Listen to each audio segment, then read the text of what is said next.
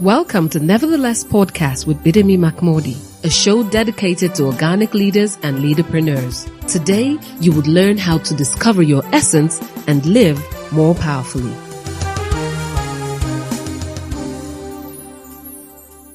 Hi, welcome to the Nevertheless show. This is episode 2 in this month, and we're looking at this and that in just doing life.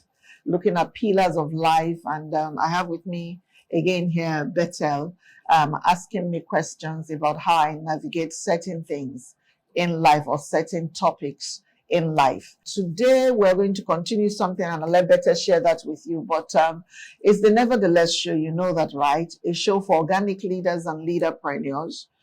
My name, Bidemi Mark-Mordi, you know that also, right? Okay, so Bethel, welcome today. Yes, ma'am.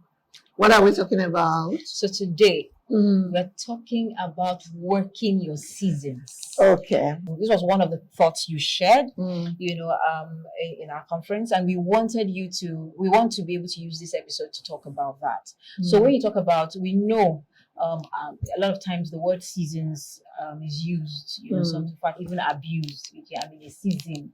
I'm in a season. When people tell you I'm in a season, just that they're telling you, don't disturb back me. off. Back off, don't disturb me. So I want you to really talking about working your seasons. I want you to also define what it means to be in a season, or what seasons actually mean, and then how to work seasons. Okay, so this is one of my top 5 advice. Okay. Counsels that I give anybody when they come to me, especially for young mothers or young women. When they say, oh, this or that, I usually say to them, just work your seasons.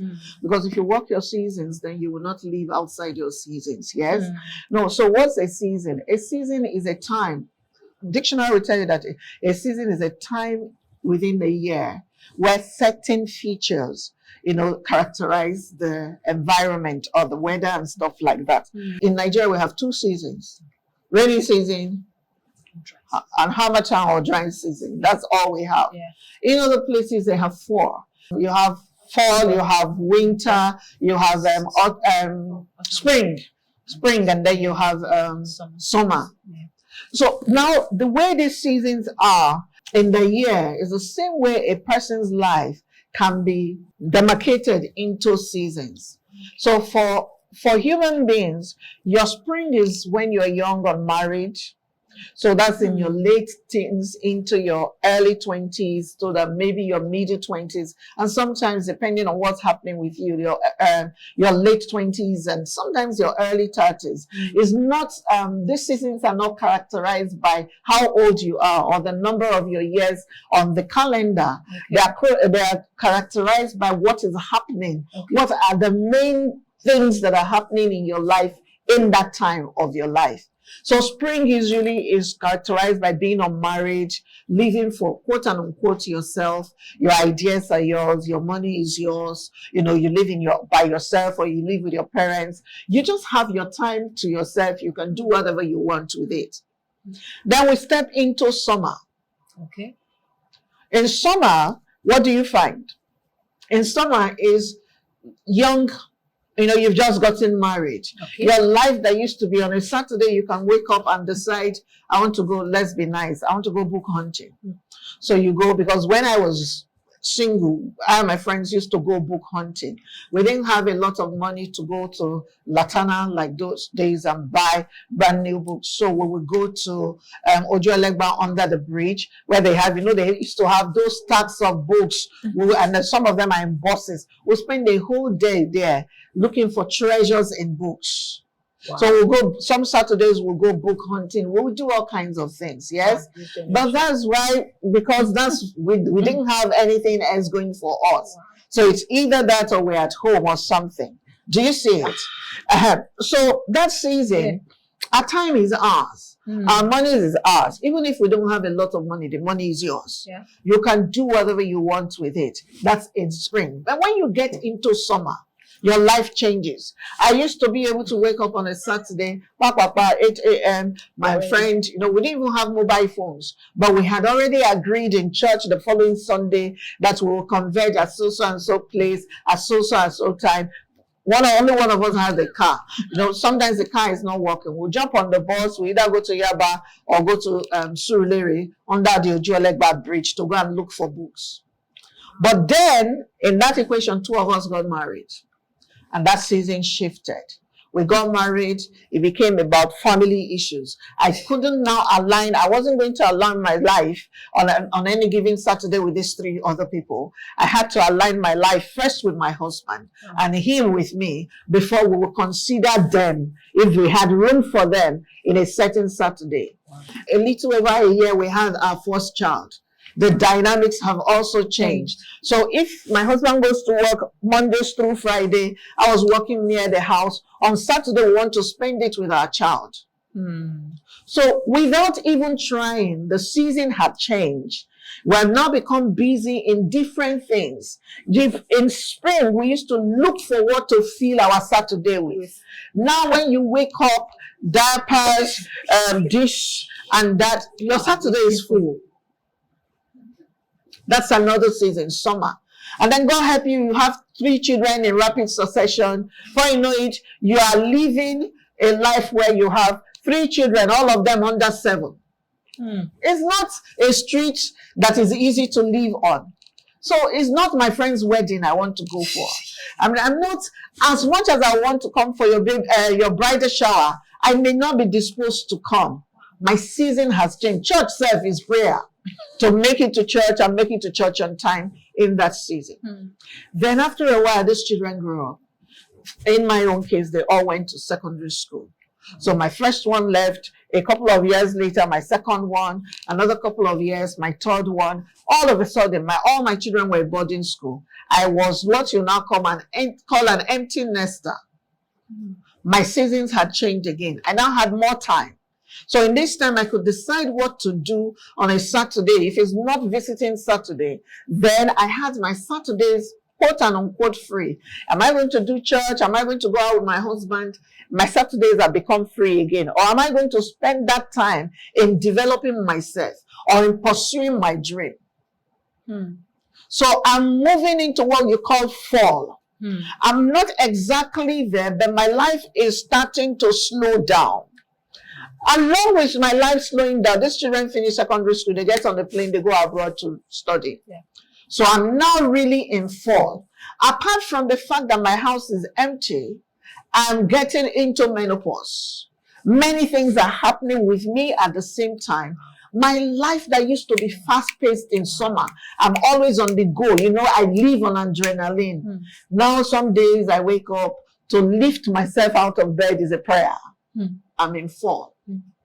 Now I can decide that I will spend that season of fall reminiscing on what my summer was and wanting to get up and run and go like the one who's in summer. Or I can embrace my fall and say, that's where I am now. Packed on weight that I did not eat anything. I'm just here. I'm slower than I used to be. So I'm going to spend this time doing things differently. Then when you get into winter, you're old. As you look at the calendar, you know that you've lived more years on this divide than you've lived on that divide. That's in winter. A spouse might have died, so it's just you. Your children are busy in summer chasing their own children, so it's just you.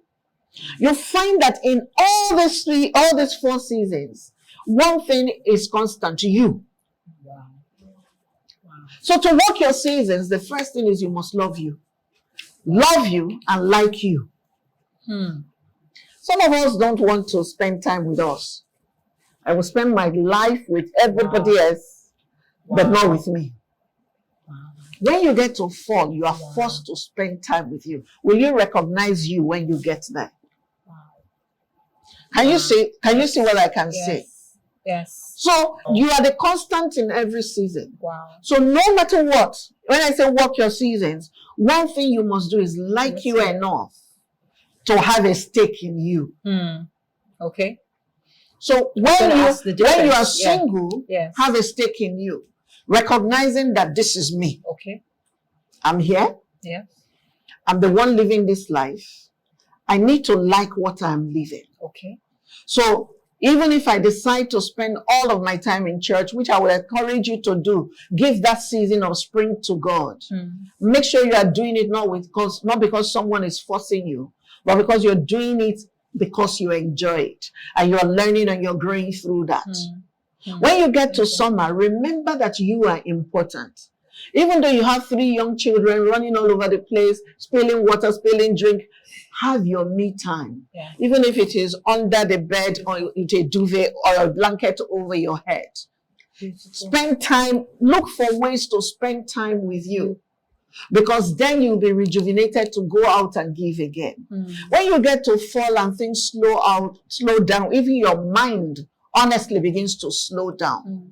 Rather than cry, which is the typical response that most of us give, I don't know what is wrong with me. Information is now out there that if you're a woman in menopause, you can have 50 different symptoms. Menopause has 50 different symptoms, I should say.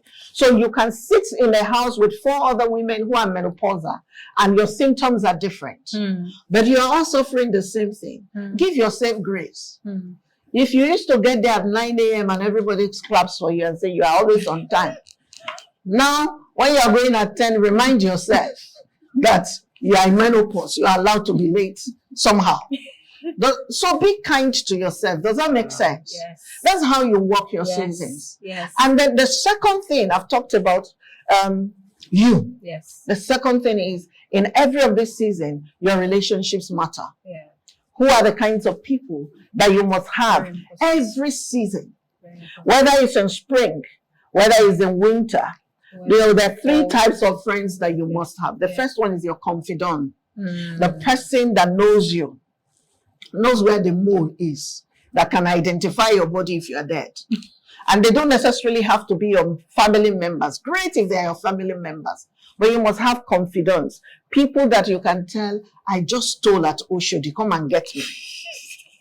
And they'll come, they'll walk up to the person you stole from and say, what do you thief? So, how much is it? They'll pay, they'll bail you from them, and they will take you home. In the car, they will chew you out, and then they will drop you at home. Tomorrow morning, they'll call on you to find out, are you okay? Wow. You need confidence. This thing that we all want our lives to be proper, and because of that, we have nobody that we can confide in. We tell people in our space half-truths. Wow. When you get, there are seasons you get, and those half-truths will catch up with you. Yeah. Then you need constituents. These people are like your domestic staff. That people around you, they don't have as high a stake as your confidants. But you need them so that you can delegate what you can no longer do in certain seasons to them. You know, remember at the conference, there was a lady who had just gotten married and had a baby, and she was just the same great thing. She said, I'm exhausted. I can't remember me. That I need help. And I said to herself, what money can do, let money do it. Yes. You don't have that. You did it all. Though, it's not why you're a good wife. Yes. Do you see that? Yeah. So it's not like I must do it. No, I'm the Proverbs 31 woman. Yes. I have to do it by myself. Your constituents are those ones there in your corner. Yeah. But their stake is not as high as your confidants. Yeah. But they are there, and no matter what happens, they are there. Yes. They are there. They will stand with you. Yes. They all the wheels of your mechanism, the mechanism of your life. So your life is moving forward because of them. Yeah. Now, when you have a confidant, of course, you have to be a confidant too. Exactly. When you have constituents, the rule in dealing with constituents is treat them well. Yes. Treat them well. Yes. You know, we live in societies now where we say trust does not exist. Amongst your constituents, there must be 1, 2, 3 people you give a level of trust to.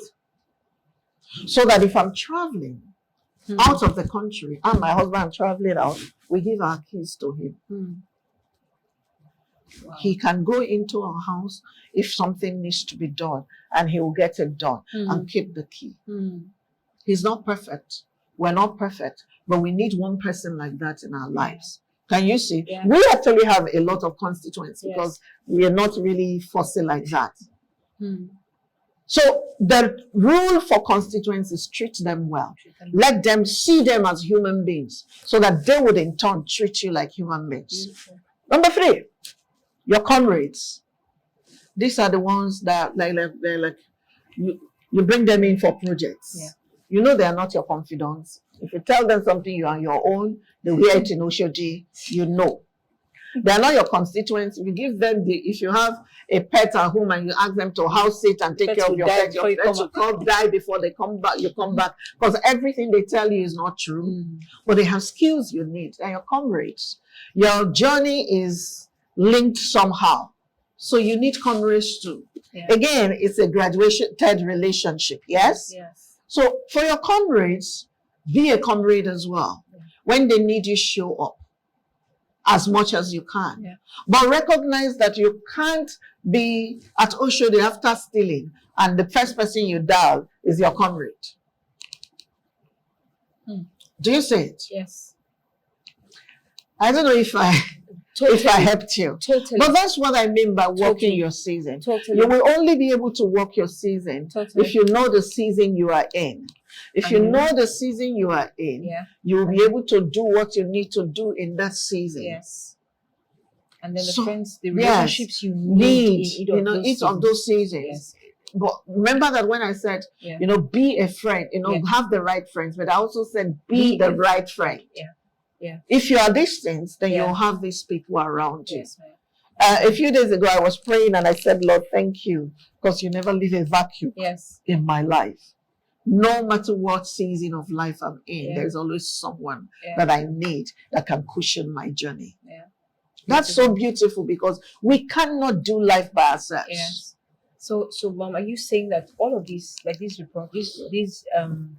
these kinds of people you talked about, the confidants, the constituents, the comrades, they are not supposed to be spread across the seasons. They are needed in each of those seasons. Each season needs all of those people. Okay.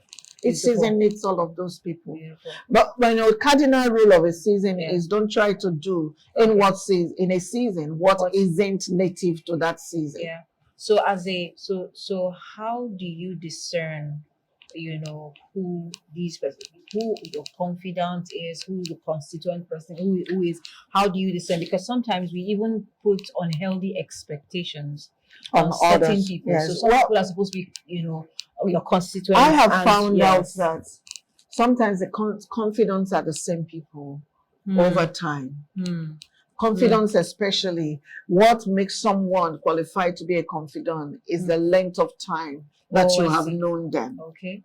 So the people that you may not speak to every day, but when push comes to shove, they're the first set of people you call. And you know they will show up for you no matter what.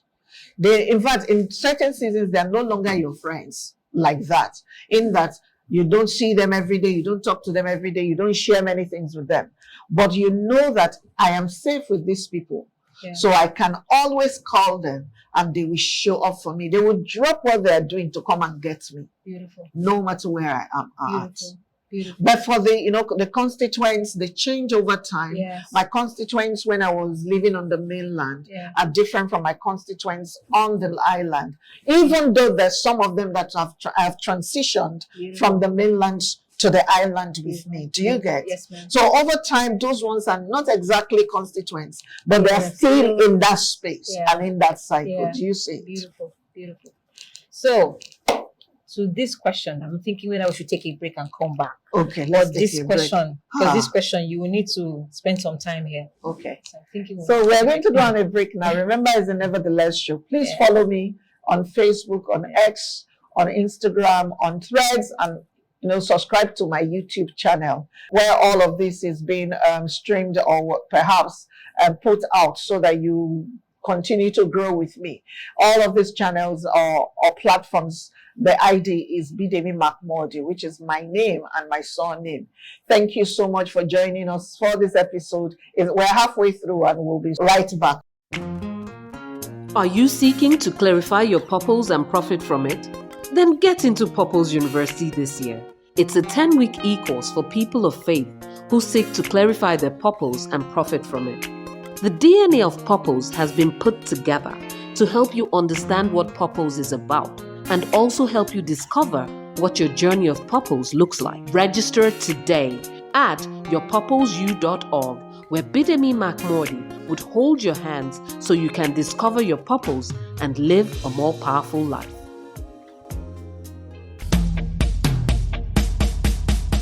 In a world filled with many fears and discouragement, life often becomes a burden. For those who know the way, life is just simple.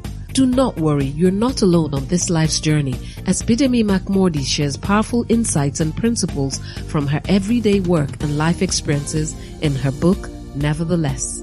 Nevertheless is a book designed to encourage and equip you to face life with courage, hope, and determination.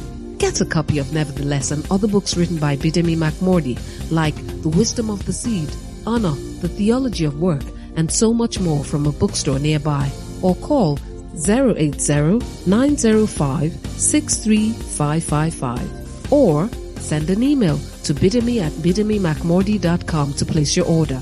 I guarantee you will make it. Nevertheless.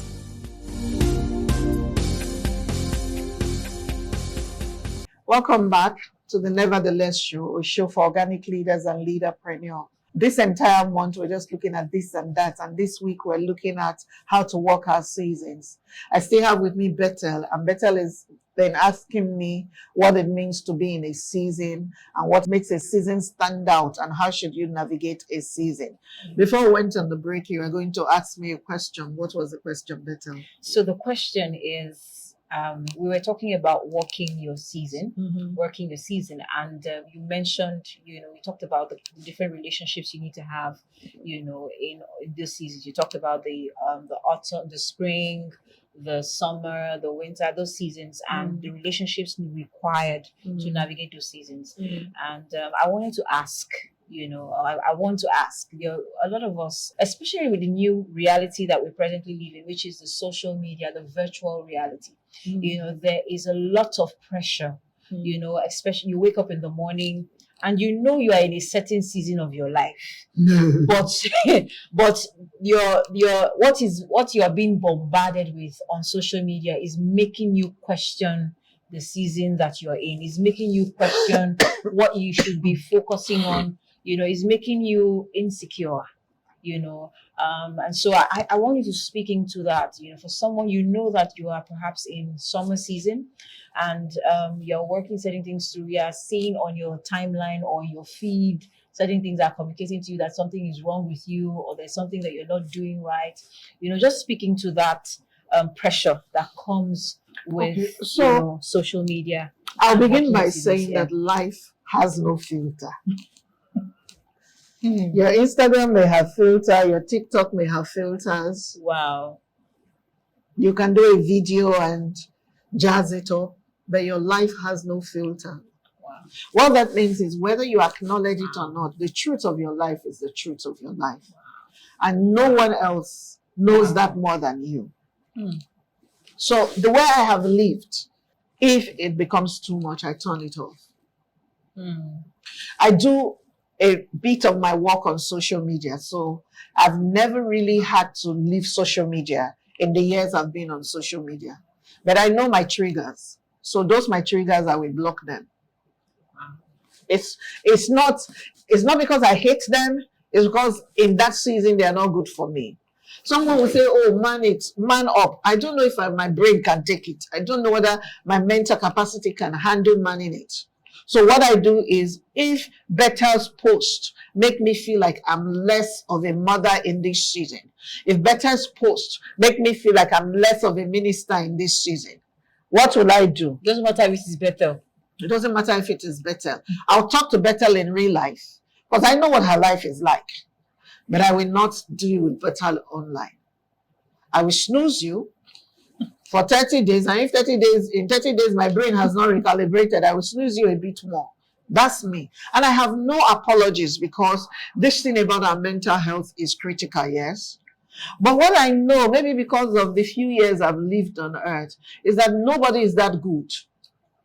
Nobody is that perfect. Nobody is that complete. No marriage is that excellent. No children So when your number 3 child does well, you plaster it everywhere. Why did I not see your number 1?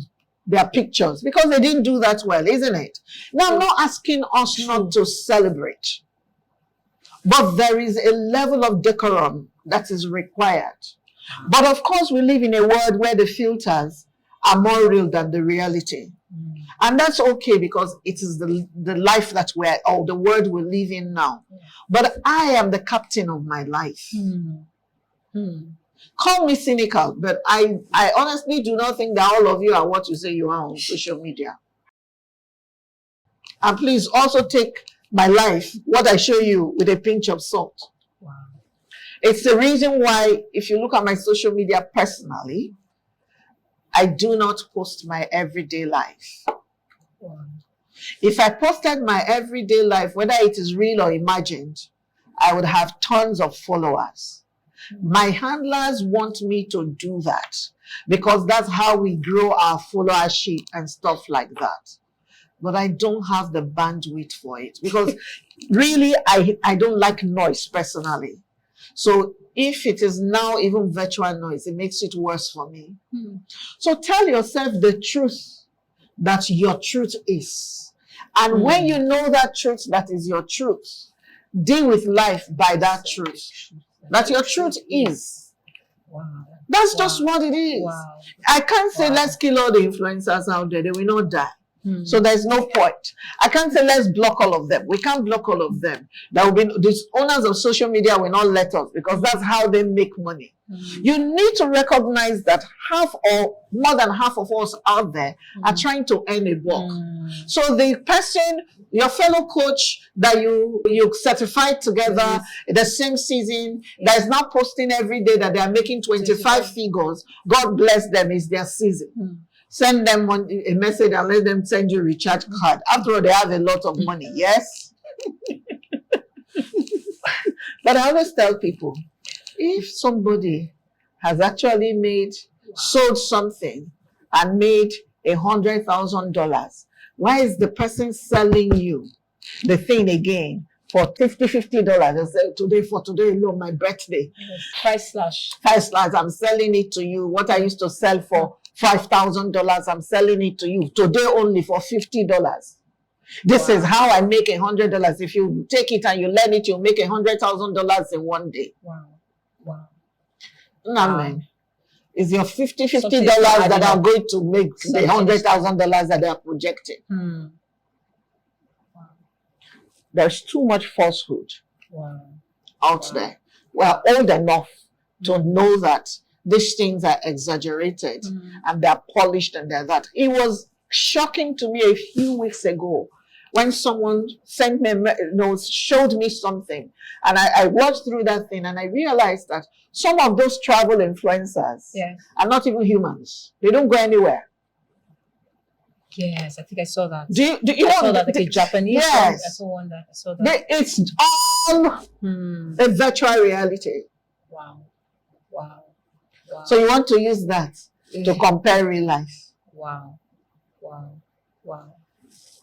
In Nigeria, a couple of years ago, somebody went to jail because she was an influencer and she posed with someone's house. They actually had her arrested. Wow. What's the point? People go and pay money in hotels to do a photo shoot. Something is very wrong. It is a sign of a sick society. So those pressures don't help me. As a matter of fact, these days, I just look at them. They say to me, let's do what I'm not doing. I'm not doing not because I don't have something to say, but because I also want to prove to myself that I'm not dependent on the likes. So nobody can regulate this for you. You are the one that can regulate it because for starters, you bought your phone by yourself. You put your internet on the phone, isn't it? So, and the phone has a switch button. And there is no platform where you cannot unfollow people, you cannot unfriend people, you cannot do any of those things. Wow. Do what you need to do. When your season can accommodate that, then open it up. but be authentically you. Okay. I know most of the times when it comes to these conversations, I'm preaching to the choir. I get it. Yeah. But so, Mom, I love what you're sharing. So, two things on my heart.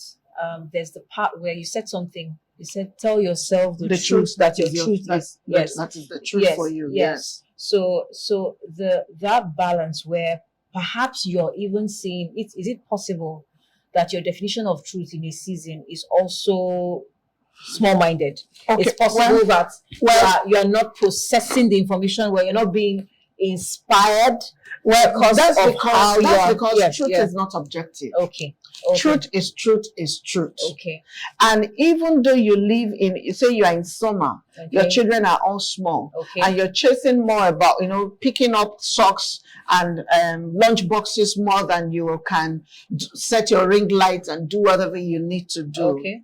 The truth is that you are in an important season of your life. You are helping human beings form. Okay. That's what I mean. Okay. So I'm not saying that your truth is different from what truth is. Truth is, this is who I am in this season. This is what I have to deal with. In this season, I'm not feeling well. And this is what I have to deal with. When I hit menopause and I couldn't do many things, the first people I told were the people that followed me. I'm in menopause, I'm messed up. I cannot do much. So cut me some slack. I think it's because we want to be perfect that we lose the capacity for authenticity. So picking up, a lot of women start to come and say, "Oh, I've been feeling this way. I didn't even know this was what was wrong with me." Or automatically they realize that she's human after all. True.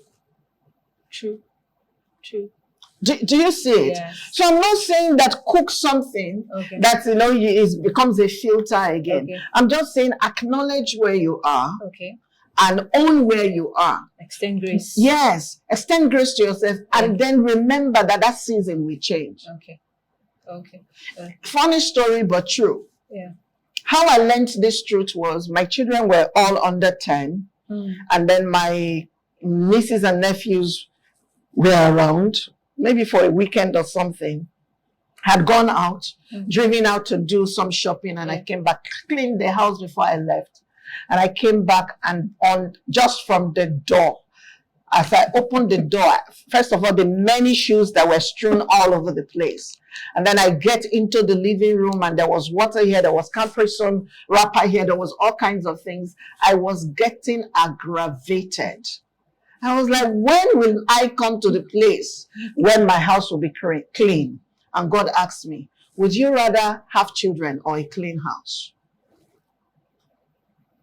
It was a deep reality check for me. Because truthfully, do I want children or do I want a clean house? Because in certain seasons, I can't have both. I chose children. Ate humble pie. The day I can clean, I clean. The day I can't clean, if you come to visit me, I'll tell you from the gate, my house is messy. Please, when you get there, just move something and sit down.